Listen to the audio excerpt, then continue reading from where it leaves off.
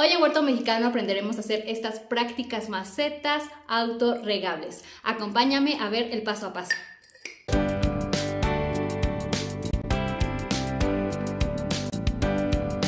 Los materiales que vamos a utilizar son los siguientes: una botella de vidrio, un trozo de tela, tierra o sustrato y una planta. ¿Sabías que puedes hacer tus propias macetas autorregables en casa de una manera muy sencilla?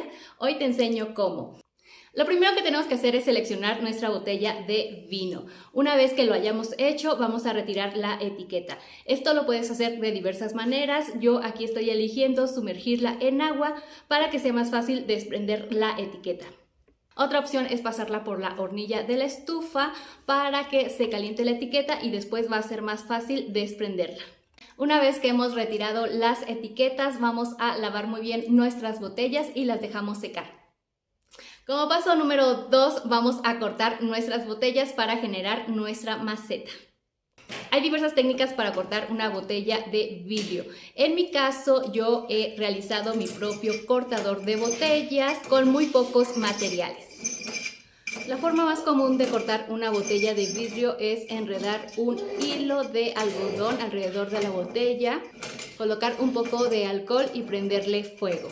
Una vez que se ha consumido el fuego, lo vamos a introducir en un recipiente con agua helada. Pero hay otras formas de cortar e incluso hay aparatos que me permiten hacer esto de una manera muy sencilla. Si te interesa adquirir uno, te dejo un par de enlaces en la caja de descripción de este video para que puedas consultarlos.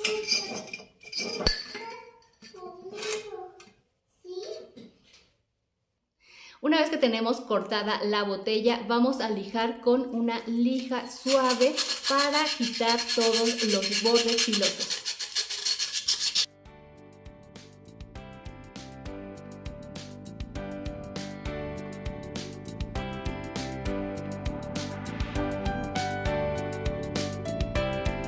Paso número 3, el alimentador de nuestra botella. Y esto es muy sencillo. Simplemente vamos a cortar un trozo de tela. Este que estoy cortando aquí es de aproximadamente 30 centímetros por 2 centímetros de ancho. Y voy a hacer estas tiras. La tela que estoy utilizando es una de algodón.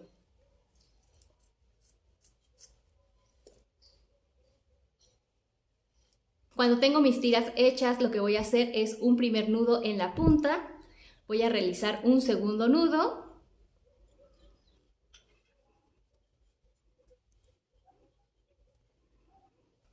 Ahora realizo un tercer nudo y me queda como una pelotita de tela en un extremo.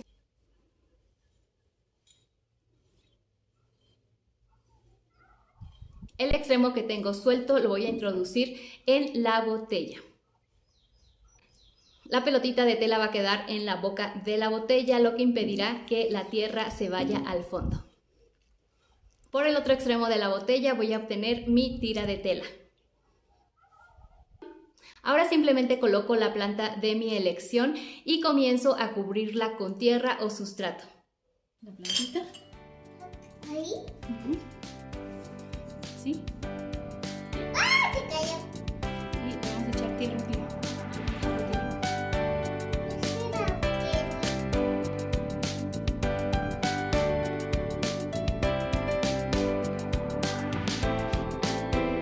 Hay una gran cantidad de cosas que podemos hacer con las botellas de vino. Las podemos reciclar y hacer macetas como las que estamos haciendo ahora, o también podemos hacer lámparas como esta. ¡Qué bonita! La primera vez que reguemos nuestra planta lo vamos a hacer de manera habitual, es decir, de la parte de arriba.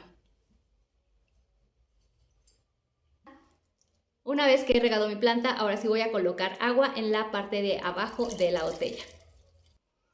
Y ahora simplemente voy a colocar mi macetita y aquí lo tenemos.